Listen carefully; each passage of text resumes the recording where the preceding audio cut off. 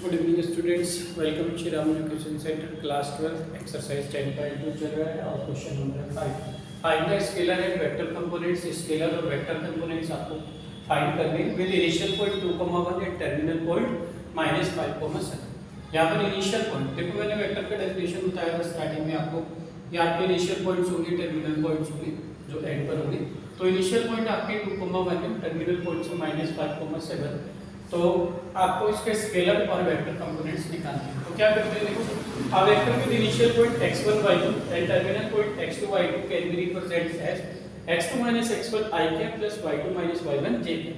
तो एक वेक्टर जिसके इनिशियल पॉइंट और टर्मिनल पॉइंट्स दिए होते हैं तो कैसे रिप्रेजेंट करते हैं, x2 - x1 i k plus y2 - y1 j k। तो आप मेंशन करेंगे इसका आंसर गिवन पॉइंट्स। तो देयरफॉर गिवन पॉइंट्स आपको जो दिए हुए पॉइंट्स कौन से गिवन पॉइंट है, 2,1 एंड -5,7। चेक वंस, ये x1 y1 x2 y2 first वाले 1 1 सेकंड वाले 2। तो आप मेंशन करते हैं x1 = 2, y1 = 1, x2 = -5, y2 = 7।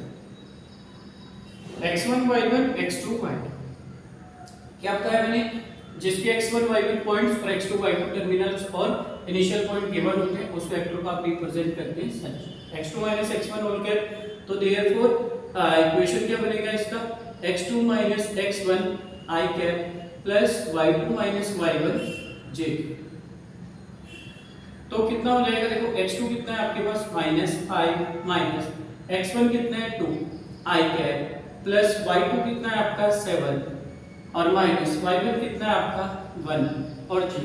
जब आप सॉल्व करते हैं देखो -5 -2, अगर -1 -2 एक माइनस पहले बीच में 1 इज हियर 1 इज मिडिल, तो दोनों नंबर ऐड होते हैं, आंसर माइनस में आता है माइनस।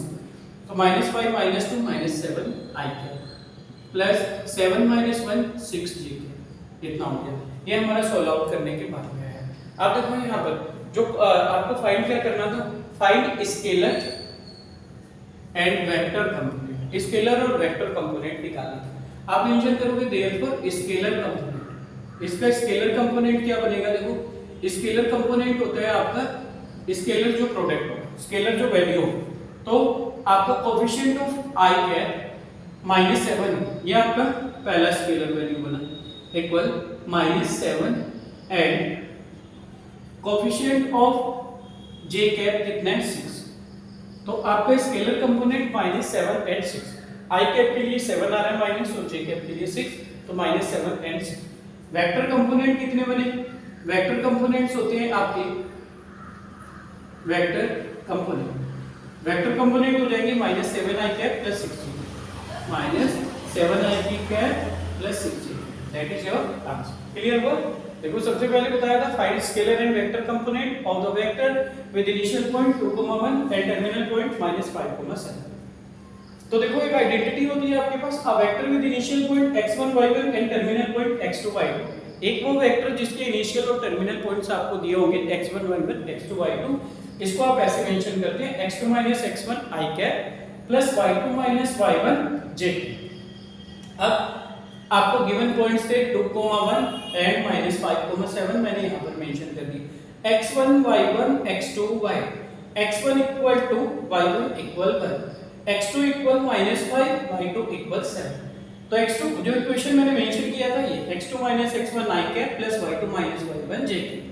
x2 की वैल्यू ये पुट करा आपने -5, x1 की वैल्यू आपने यहां से पुट करी -2 i प्लस y2 की वैल्यू 7 -y1 की वैल्यू 1 j।